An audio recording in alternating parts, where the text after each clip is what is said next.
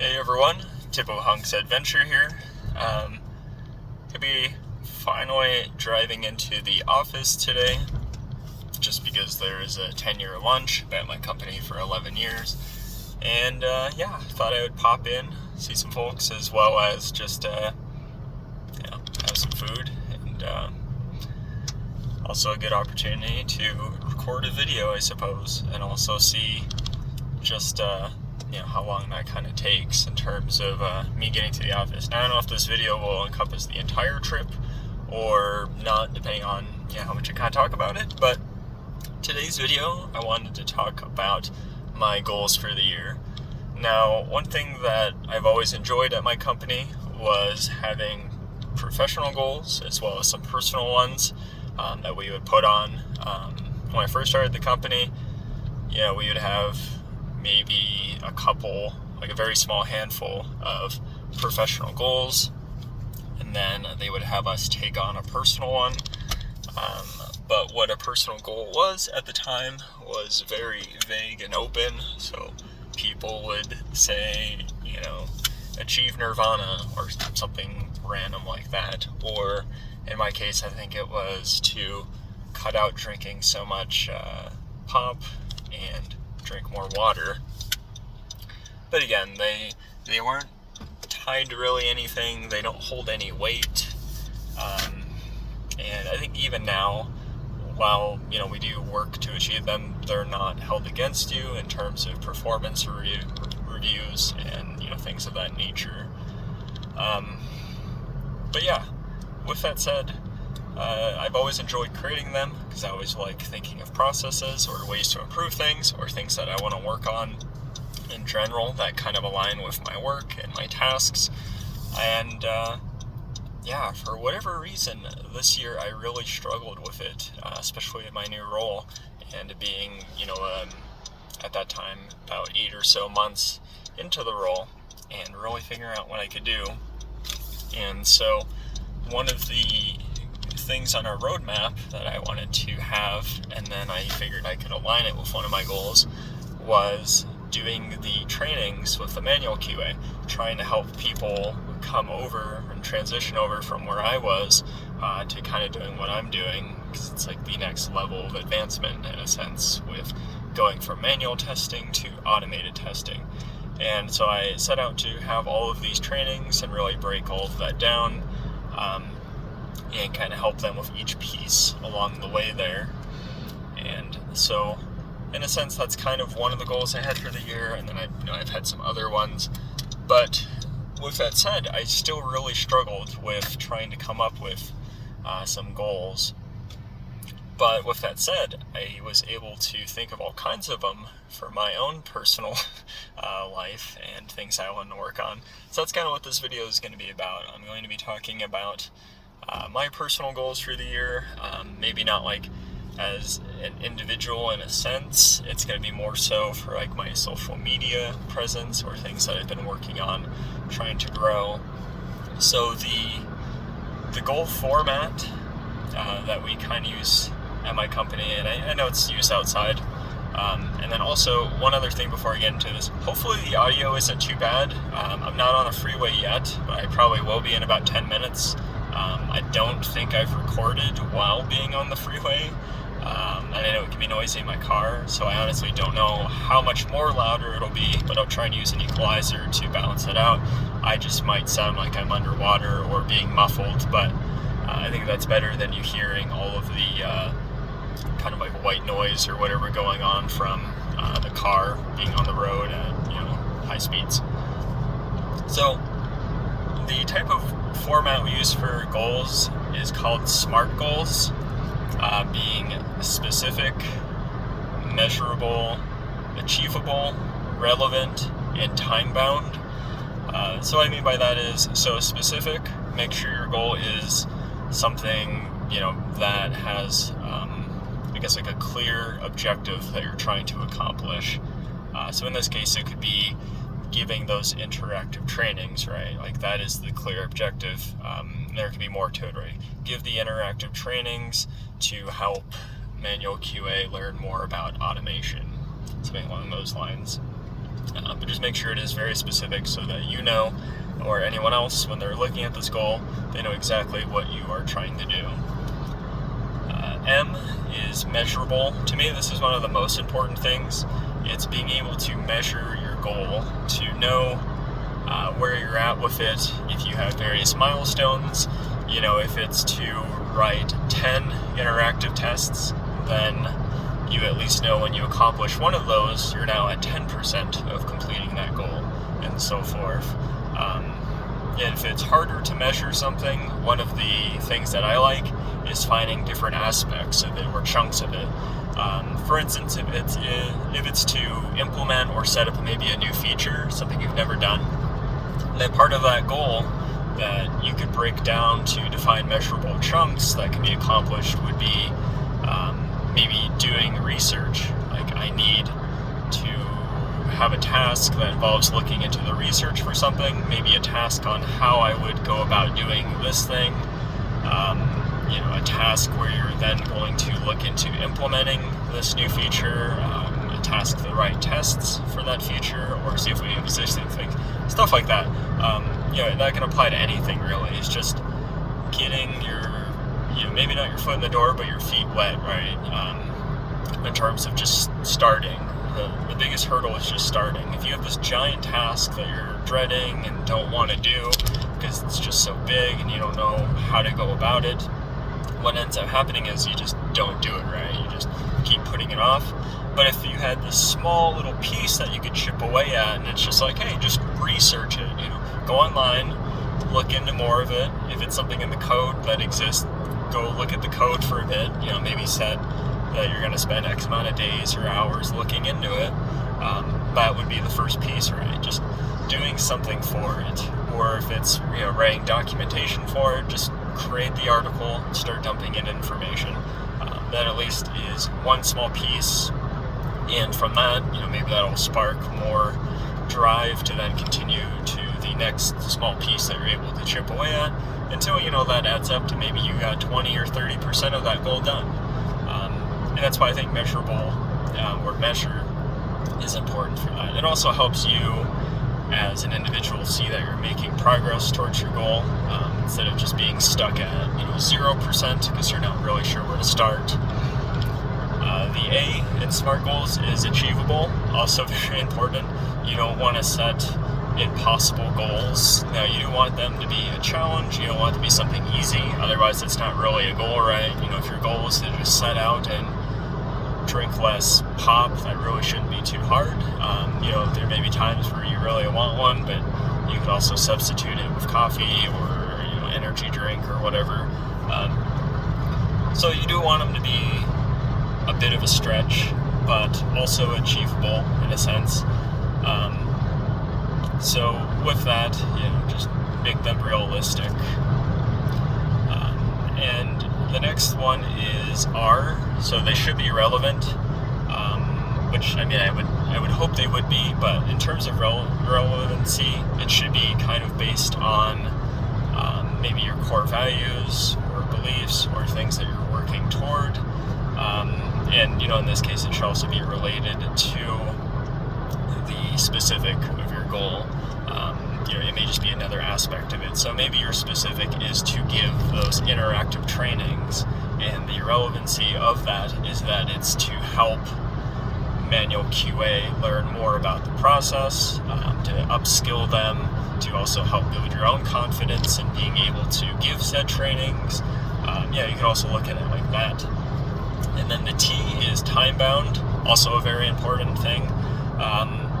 Without that, it kind of throws the goal piece out in terms of,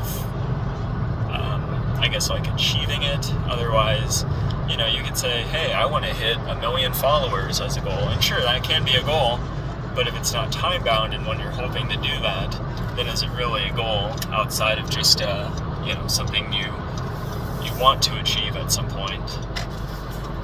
And so I think time-bound is important. It also helps hold you more accountable. I think accountability is very important too with goals, because if you say that, for me, for instance, with these interactive trainings, if I say, hey, I want to have these interactive trainings done by July, then that holds me accountable to make sure that I'm setting up these trainings, that I'm giving these trainings, that I'm having the documentation ready for them.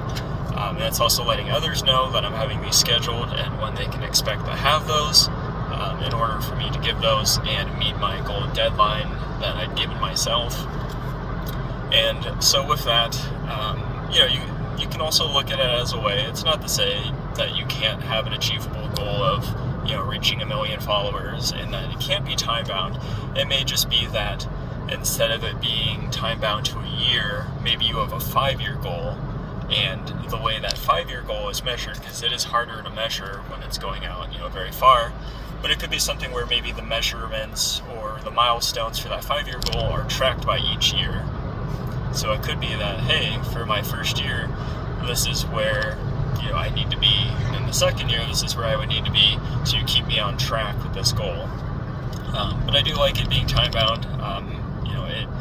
In some senses, it's good to have a deadlines. I know sometimes goalposts can be moved, but the idea is you really don't want to mess with your goals too much. You want to leave them how they are, because otherwise you're just kind of cheating yourself, right, in terms of actually meeting them. I know people that would say, I want to reach this amount of things or do this amount of things, and they end up doing a little bit less, so they would just drop their goal to meet said expectations, and all it's doing is hurting themselves in that sense. But yeah, I think time bound is important. And another thing with that is, you could have all of your goals be set to, hey, from the start of the year to the end of the year, this is what I want to accomplish. And that's fine, but I think it should be spread out. Because otherwise, if you say you're going to start all these goals at the start of the year, and you want to have them completed by the end of the year, personally, what I think happens is you either don't work on any of them, because you have all of them and that can be overwhelming on where to start, or you focus on one of them until it's completed, because you're like, alright, well, I've got all these goals, let me set out and do this first one, making good progress on it. It's taking a little bit longer, a couple months go by, then you get that goal done, and then you're like, I haven't started on any of my other ones, and then you grab the next one and you kind of do the same thing. And while that can kind of work, depending on how long each goal takes, you might only get through 2 or 3 of them, and then you're rushing really hard at the finish line to try and finish the 4th one, or you are manipulating or changing what the goal originally was to make it achievable with the short amount of time you have. So what I like to do is I like to have my goals staggered.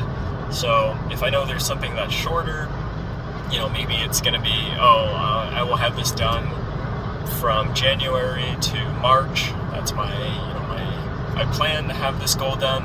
And then the next one, maybe it's longer, so it's going to go from April until July. And then you have a short one that's like, this will take a month, so that's just set for August. And then you have your last goal that'll go from September to end of year, something like that.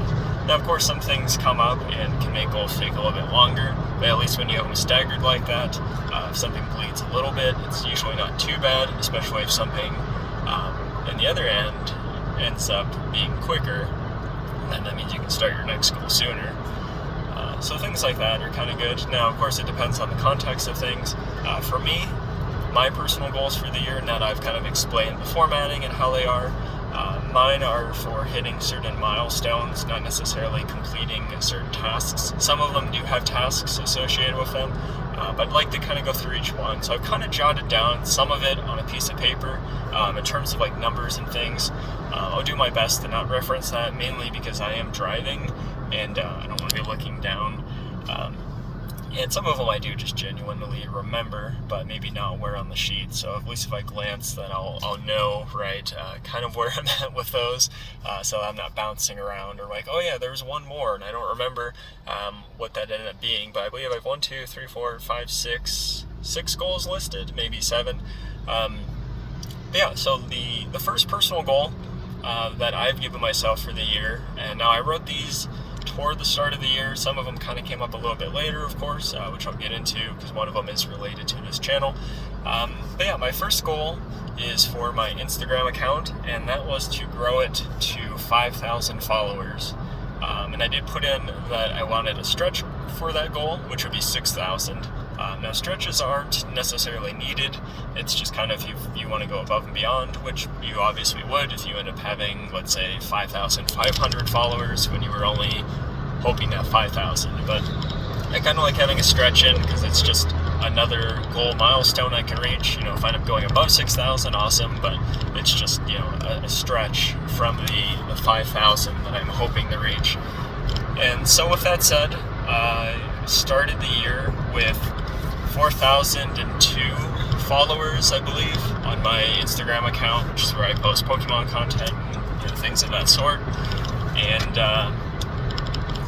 as of today, when I'm recording this, I'm a little over 5,000. It's been fluctuating, anywhere between 5,008, 5,016. And that's fine. You can't really control that. People are going to follow you and unfollow. Accounts get deactivated. You just never know, really. But things that I've been doing on there, I consistently post. I try and interact with the community, share posts. I comment with other people. They engage with me as well. And then I also really like to do giveaways. Now, you can kind of look at giveaways one or two ways, or both ways. Using giveaways as a form of growing your account. Of course, that will happen because people like getting free stuff. And then the other side of giveaways is just giving away. You like giving back, giving to people who may not be able to get product. And right now in the Pokemon market, it is pretty crazy. You have people sitting in line for days, camping out in front of GameStops, hoping to get product. Which to me is really silly. If you've got 2 days to spare, or even a day to spare, to just sit around and get product at MSRP, even if that means you paid $40 and then you're flipping it for 80 or 100. Is sitting overnight and not being able to use the bathroom and all that other stuff. Really worth it for $60. And for some, maybe. For me, definitely not. But I'm also not going to pay that, scalper price either. And personally, I just don't really need any product. I like buying singles now. I like just getting what I want. Sure, with my kid, when he's a little bit older, if he wants to open packs, we'll go buy some. But yeah, right now, not as concerned. But with that said, other people, maybe can't get product, or they just want cards. Maybe they just like some of the singles I have. So I usually try and do a variety of sealed product and singles and things like that. But I try and always have some kind of active giveaway going on my account for people to kind of win something. And with that, so yeah, doing giveaways and things like that has obviously helped my account grow. It's not the only reason it grows, but that does help. And so yeah, with that, halfway through the year, just about, or I guess not just about. I guess it is June now, huh? Year really is flying. That means that I've met my goal. So I've met that goal of getting to 5,000. Now, of course, maybe I check it at the end of the year. Who knows? Maybe my account tanks and then I'm down to 4,000 or something by the end of the year. Usually don't track goals like that, but you could, or you check again at the end of the year just to make sure that you've not only obtained the goal, but have maintained it as well. But I do hope to continue to grow, so I will be aiming to achieve the 6,000 follower mark by the end of the year to meet the stretch portion of that goal. The next thing, let's see what I've got. My Amazon on-site commissions. So I've made videos about this, talking about it. I'm still doing it, and one of the things that I had for a goal for this was, and I should say, this is one that I reevaluated, but I reevaluated it toward the start of the year, I think in February, so I'm not as concerned compared to if I was later in the year and not feeling like I could achieve this goal. But I did adjust the amounts for this after kind of, things going on in the world. But my Amazon goal is to earn $100 on average from Amazon on-site commissions, with the stretch being $150 a month. And the reason for that, and I say this because going into the new year, I was averaging about 150 or so a month. So technically going down with my stretch being to where I was. Also real quick, I'm going to make sure that this is a bit more up. I know being on the highway, it's a bit bumpy. Also, hopefully my audio is still okay, because it is probably considerably higher than it was before, and then I can see my camera is really shaky, so hopefully that's not messing up the video quality. But yeah, so the reason for that, going into the end of the year, or going into the new year, I believe my averages were higher because there was back to school shopping, there's, leading into the holidays, as well as having the holidays, and then, if there's last minute shoppers, depending on when those go through, or maybe people meet up in January afterwards for New Year's or something, or celebrate just a little bit after Christmas because they like getting deals on things afterwards. I think a lot of that helped contribute to that 150 average that I was seeing. And also it kind of averaged out to that because, there might have been a month where I was making 80, but then during the holidays it was well over 200, and that kind of balanced out, right? Whereas the 80 was probably more of the norm. So yeah, going into the new year, I kind of took that into account. And then of course there's other things going on in the world with trade wars, and then just the economy. There's people that are kind of prioritizing certain things that they're buying, obviously their bills and utilities and food. Food prices kind of going up as well. That they may not be buying as many, random things on Amazon, or at least, second guessing if they need certain things. So I know that's probably played a little bit of a part into it. Obviously not, because I am still earning.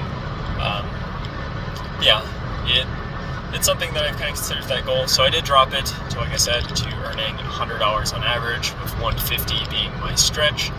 And as of today, looking throughout the months, so of May being finalized, I had taken all the numbers and added them up, divided them, and got an average of about $128. So again, I am meeting the current goal for that, but my stretch is $150, so we'll kind of see how that goes. Obviously, if things stay the way they are, and then the holidays hit, and that causes that to go up, then I feel like I will meet that goal as well, in terms of the stretch. But yeah, it's an interesting thing, because I'm constantly adding to it, but I suppose the other side is things can constantly be removed too, right? So if I'm making a video and it earns me on-site commissions, but then someone makes a better video, maybe better quality, maybe it's longer, maybe they cover certain things that I wasn't covering, and Amazon says, yeah, we like that one better, we want to put that one into the carousel, and start having that person earn money. Then that would bump my video out potentially, or maybe it puts mine in a lower spot where someone may watch the first video and then they don't see mine. So things like that will cause your earnings to go down. That's why I think it's important to constantly look for items that you can review or cover. And like I mentioned with that program before, they don't have to be items that you buy specifically from Amazon. They just need to be available on Amazon to tag on that product. And yeah, I think it's a good goal. It's amazing what does sell on there. When I did my lawn projects, where I used a lawn aerator tool, lawn edging, the weed barrier, putting mulch down, all of that stuff. I ended up doing videos on it and kind of covering it all. And I hadn't checked for a while, but I finally did the other day, and I saw I was earning money on it. And I was like, hey, that's awesome. It's really cool to see what you can earn money on, and at some point you might even end up profiting from it, where for instance, like the bed frame that I bought for my bedroom, I think was just over $100, and every time someone buys one of those bed frames or something similar to it and watches my video, I earn on average about $8, and I think there's been like 27 or so sales for that, so definitely over the $100 that I paid for that frame. So something like that, it's really cool to see, in terms of it kind of being like a side hustle in a sense, but then it's kind of turned into passive income for me, because I'm not doing anything with those videos. They're just on the site living and earning when people watch them. So yeah, really neat with that. The other side of things with the Amazon on-site is that there is Amazon off-site. So what that is putting your link somewhere to have someone go and buy a product, and then you earn from that. So they don't need to watch your video, they just need to click that link. Now, of course, most of my social media presence is on my Instagram, and that's where I post Pokemon stuff. I'm not posting everyday items or electronics or any of the stuff that I'm typically reviewing. Now, there have been some Pokemon things I have reviewed, but again, I'm not out there actively plugging my thing on my Instagram, whereas other people may be doing that, especially if they're like vloggers or they do home things or parenting or whatever. Thought about it, I could make another account, but I'm just spread so thin with honestly what I'm trying to do. Maybe when I get a better grasp of things, there are like 2 or 3 other things I want to do this year that I may have to wait till next year, or I begin the research phase to be better prepped for next year on those type of things. But with the off-site side of things, so I've got my reviews YouTube channel, and on there I'll post pretty much the same video that I have on Amazon. I'll just put it there because I already have the content, so why not upload it and then just put a link so people that aren't on Amazon, if they're on YouTube, maybe they come across something, maybe they're looking into like comparing products, and then they're like, oh yeah, there's a YouTube video on this, let's see how this works or what this person's doing. And they're like, oh hey, here's a link, I'm going to click that and just go buy that product. Things like that, I think, kind of cool, but obviously I'm not utilizing it enough in that sense. I'm not promoting it anywhere, just on those videos. Last year I made $2 from it. I believe someone had bought some card sleeves, and I don't even think it was from YouTube. I think I have my link tree on my Instagram, and I think a follower just happened to go there and then saw that, so that was pretty cool. But yeah, so this year my goal was to reach $4. Obviously not a lot, but that's twice what I had made last year. And my stretch is to make $10. Again, not really changing anything, just putting out more videos and having those Amazon affiliate links for those products.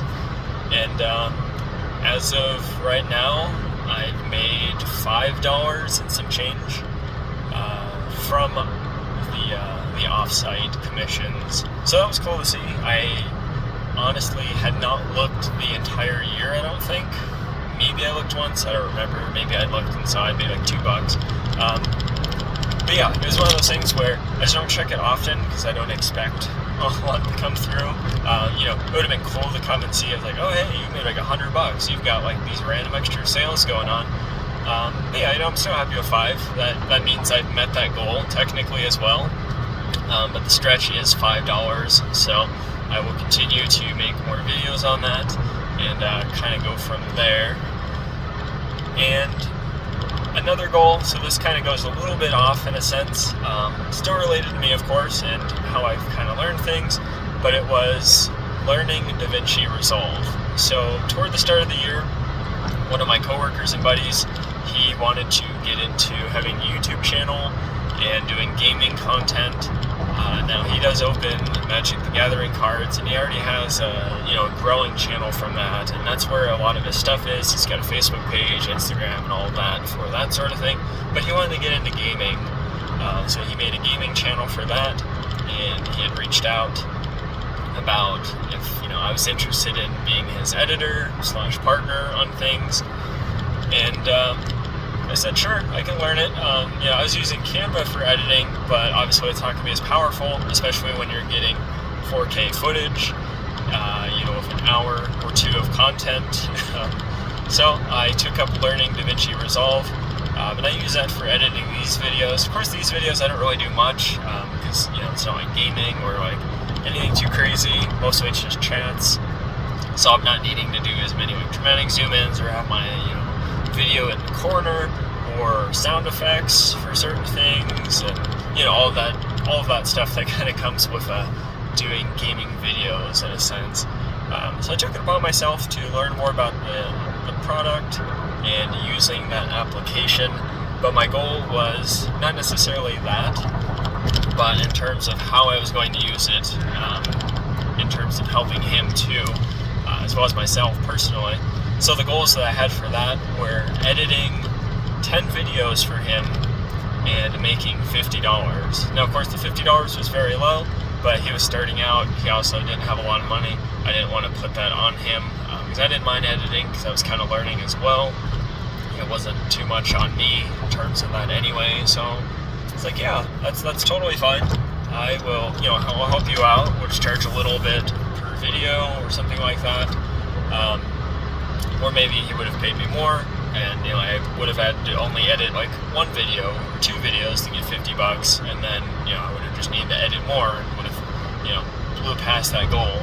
But no, I wanted it to be something low, because I want to put pressure on him and then on myself in terms of reaching something like that. So the goal was $50 and edit 10 videos.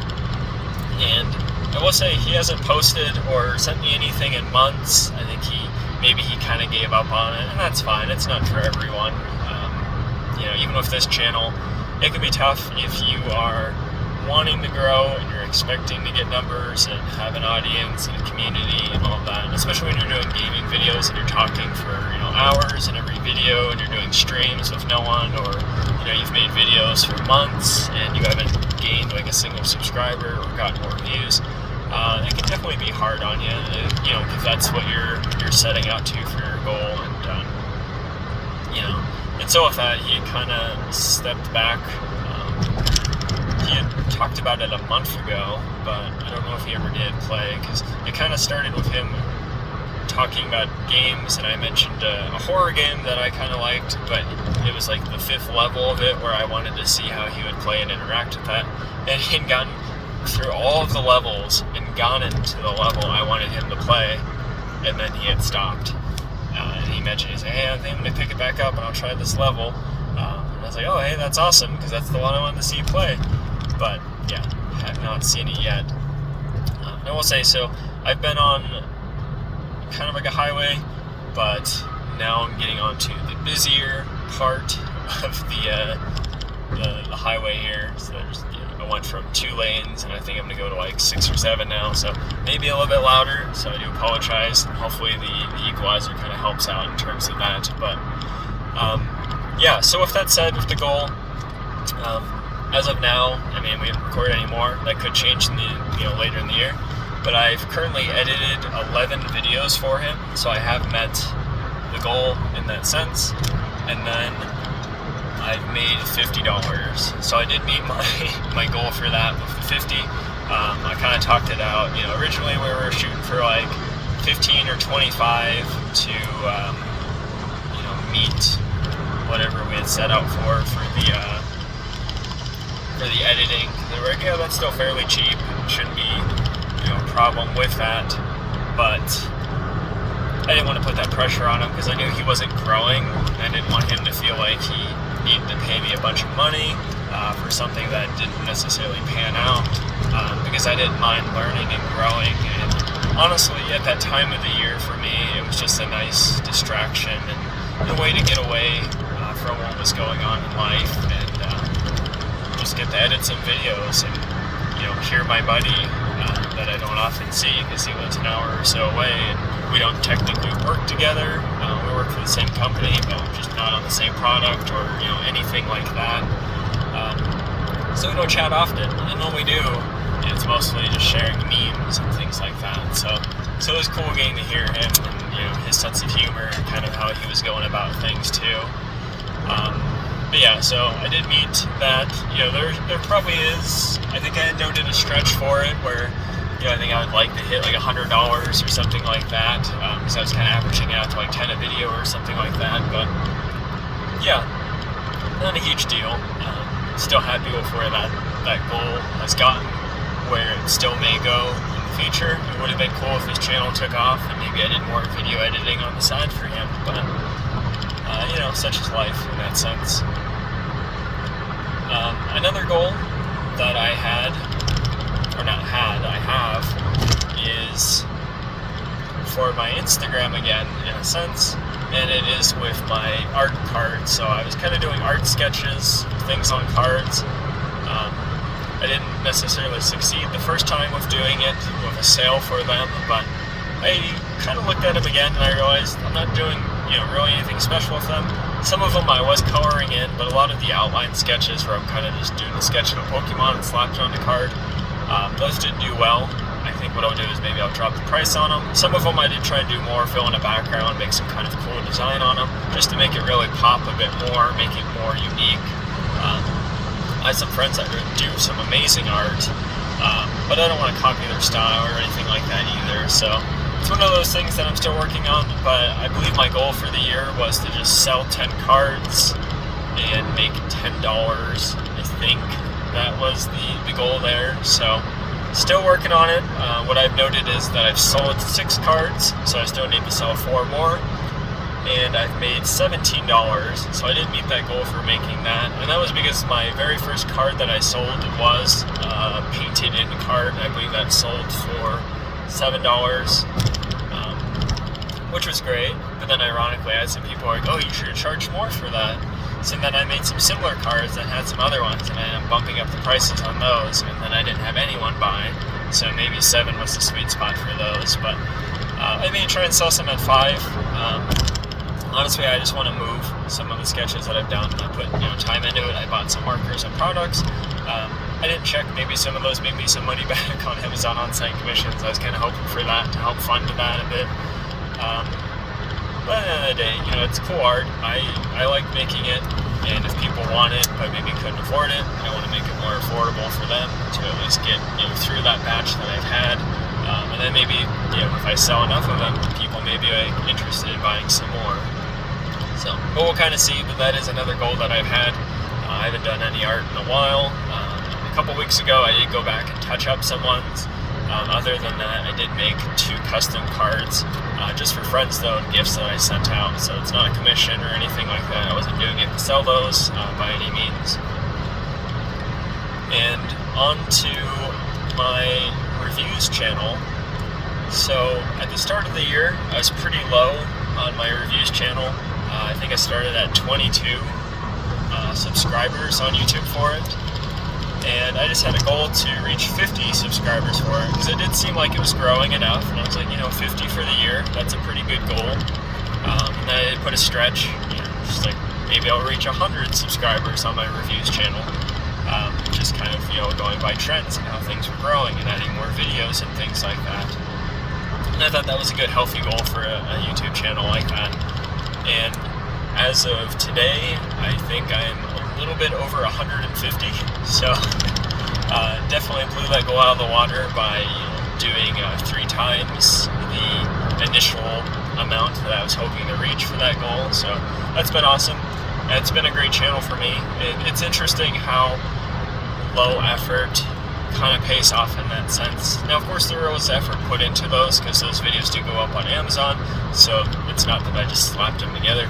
But for that channel specifically, I'm not doing anything new. I'm just taking that video and just putting it there. I'm not doing any unique tags for any of those products. Maybe those would be helpful, but I try and just put in the information into the title of the video, and then I've just got a thumbnail that's kind of showing that product, saying that it's an overview, or kind of what I'm doing with that.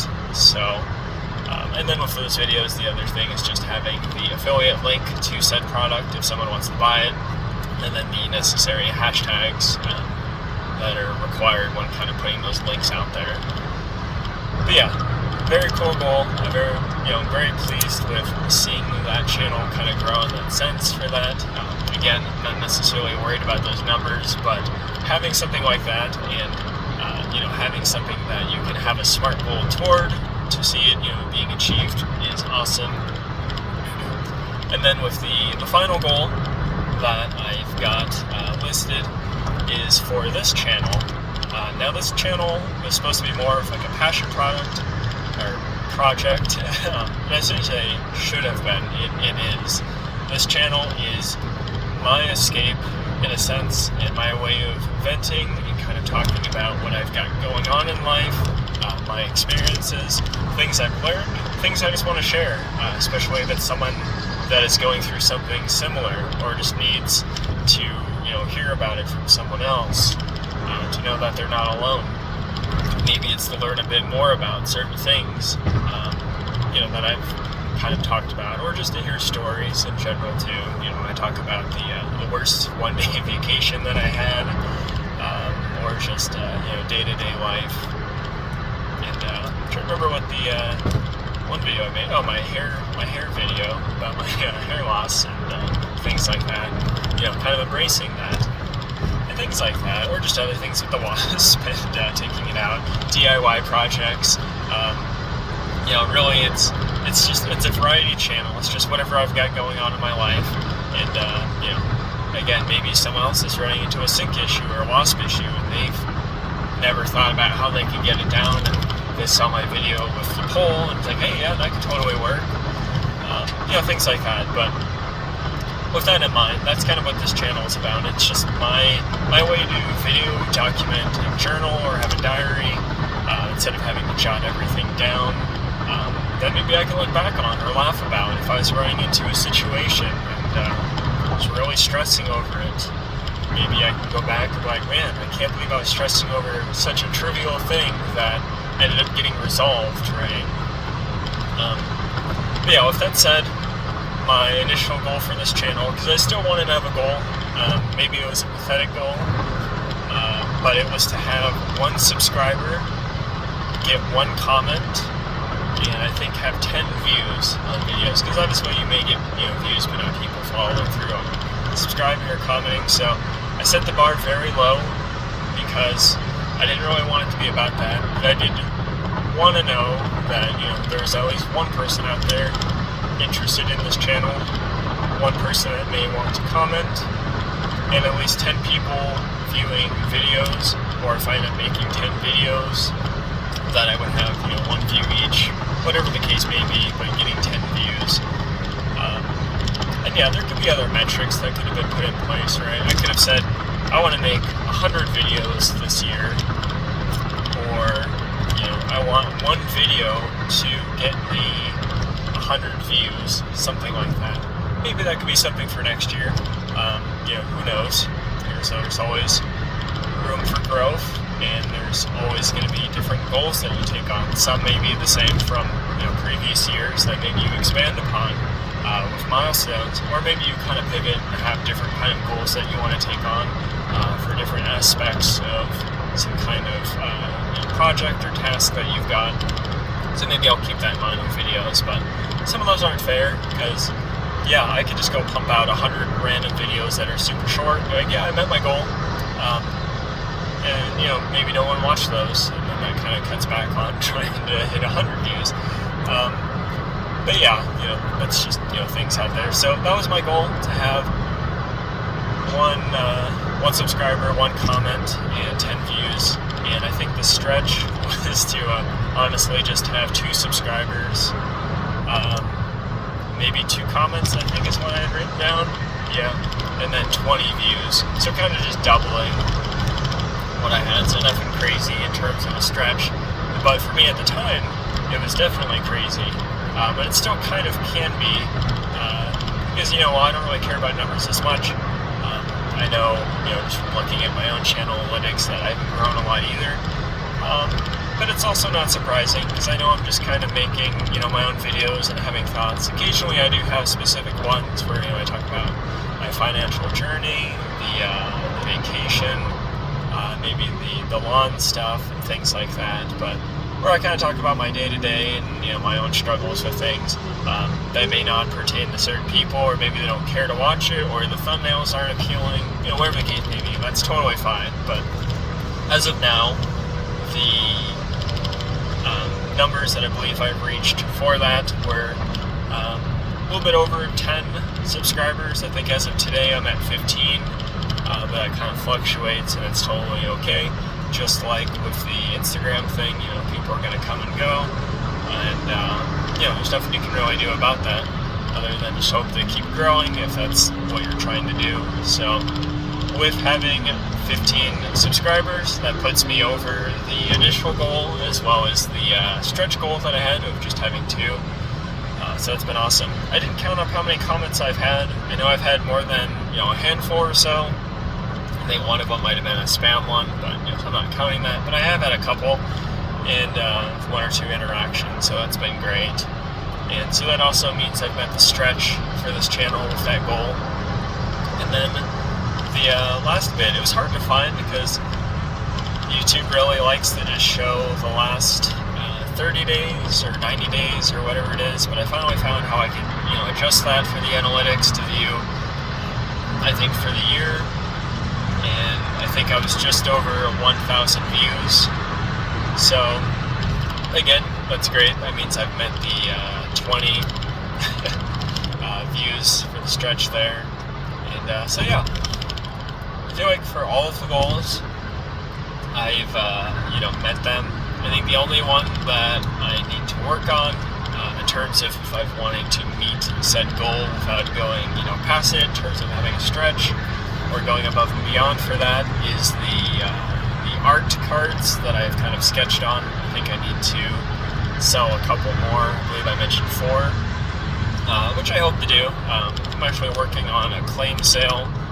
So what that kind of is on Instagram, at least in the TCG community, is you post, things that you have for sale, in this case, Pokemon cards, and then you have certain rules, maybe how you claim the card, and, making sure that you've got payment methods that you can accept, and then when you would reach out with an invoice for all of that. It's just kind of like a first come, first serve, so whoever comments, hey, I'm claiming this card, and that means they are claiming and expecting to buy said card. But I will be working on one of those soon. I've actually just been going through a lot of bulk cards and things that I don't want anymore, and it's very time consuming, and then getting prices for those cards and the conditions, and then getting the photos and listing it. So there's a lot for that, but I just want to do one big claim sale and have all that in. Some people like to do weekly ones, but it's just, that's too much time and energy, honestly. Well, it's cool because, you make money and sell things. It's just, for me, that's not what I need at the moment, and it's very exhausting in that sense. More power to people that do it. I think I know some friends that do it full time, and they just don't have, a job that they do outside of that. So, but yeah, those are my goals for the year. So definitely a lot in terms of if I think about, goals that I have for work. A lot of times, you just have 2 or 3.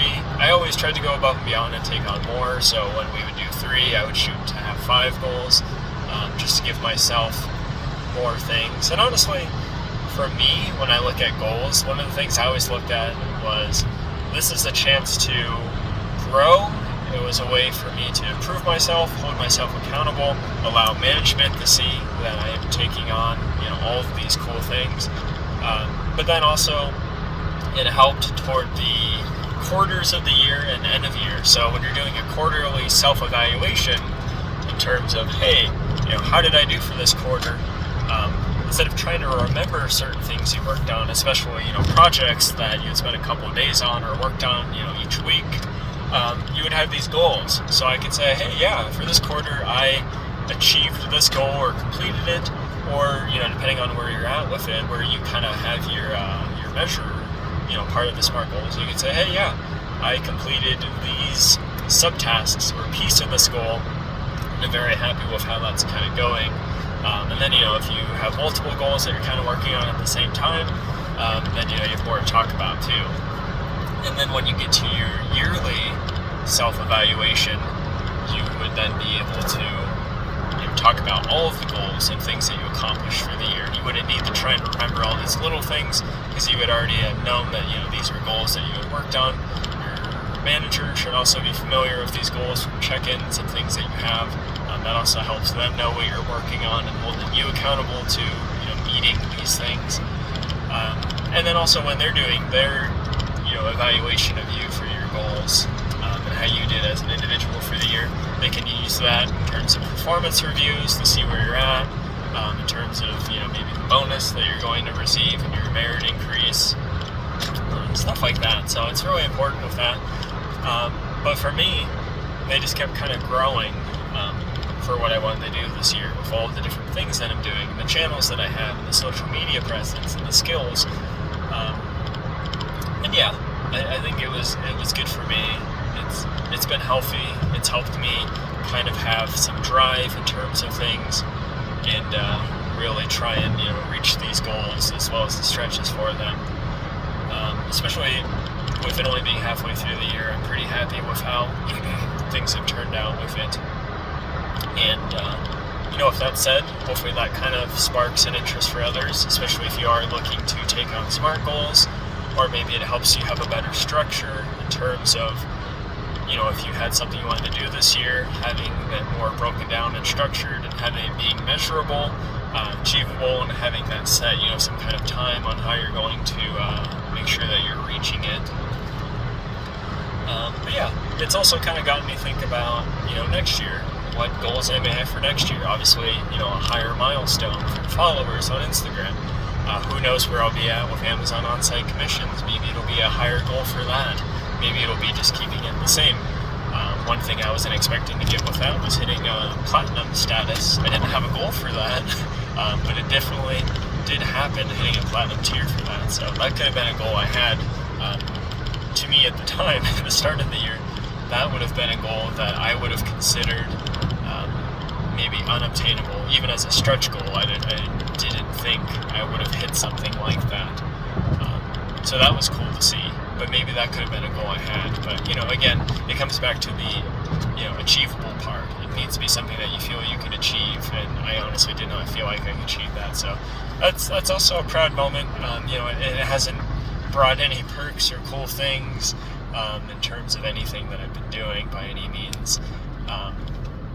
But yeah, something like that. I don't know if there is a higher tier than that. Maybe I have a goal next year to just maintain that tier, to ensure that I'm still, pumping out enough to keep that tier. But that is kind of, like a lame goal in a sense, because it's not doing anything. It's just keep doing what you're doing and, keep this thing.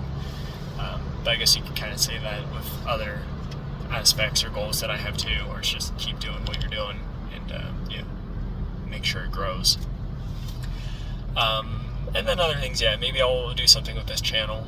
Maybe I'll change it up where, I shoot for having a video that has 100 views. Most of them, average below 10, some of them a little bit more. A handful of them have kind of had spikes where they've hit like 40 views.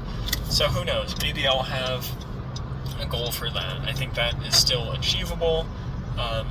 But right now, it feels like a stretch. So I don't know, maybe the goal will be 50 with a stretch to hit 100. Who knows? We'll know more toward the end of the year when I kind of get a better idea of, how the videos do on this channel and where they average. And then maybe, I don't remember having X amount of videos, but I don't know about that one, because again, that's just something I could pump out immediately. If I wasn't reaching that goal, like on the last day, I could be like, alright, well, I'm just going to put up a bunch of videos real quick, just talking about whatever, and they can be super short, and then all of a sudden that's done, right? That's not really a good goal. That's not doing anything for, me or anyone. But yeah, it definitely does get me thinking, and then who knows where, I'll be with things next year, or what I'll be doing. I'm always looking to grow. So maybe I look into things like with the Amazon KDP, or B, I'm trying to remember what it is, program that kind of deals with the, I guess it would be P, it's probably Kindle Book Publishing, I believe, but, maybe I look into that way of creating books. But, if I did that, I would really like to work on like children's illustration type books. I think that would be cool, and just being able to, even read them to my kids. But I would want to do my own illustrations. I don't want to use AI for any of that, but I'm also not the best at drawing. And while I can be in some sense, definitely not with drawing people in a sense and having all that. And I could pay for an illustrator too, but if it's something where it's not earning me money, I feel like the best process first is getting established, understanding the process, growing from it. And once I have, then maybe it's like, hey, this would be easier if I had someone else doing this, piece of it. So that may be something I look into for a goal. Maybe another goal is having an Instagram where I do more of the review side of things and promote certain affiliate links for products that I like.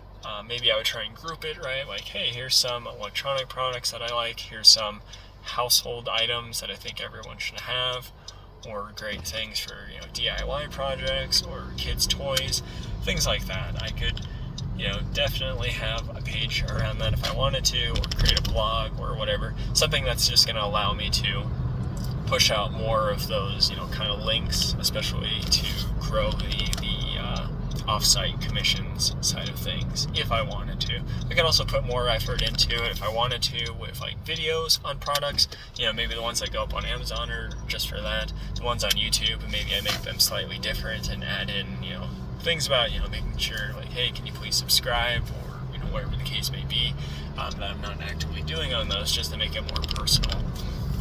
But yeah, that's my list of goals for the year, and I'm just about at work, getting ready to pull in.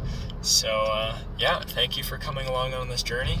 You can also see that this took me about 55 minutes, so traffic wasn't bad. I've also left, earlier in the day compared to in the morning when I would have been if I were to come into the office. So definitely not an ideal drive, to be honest.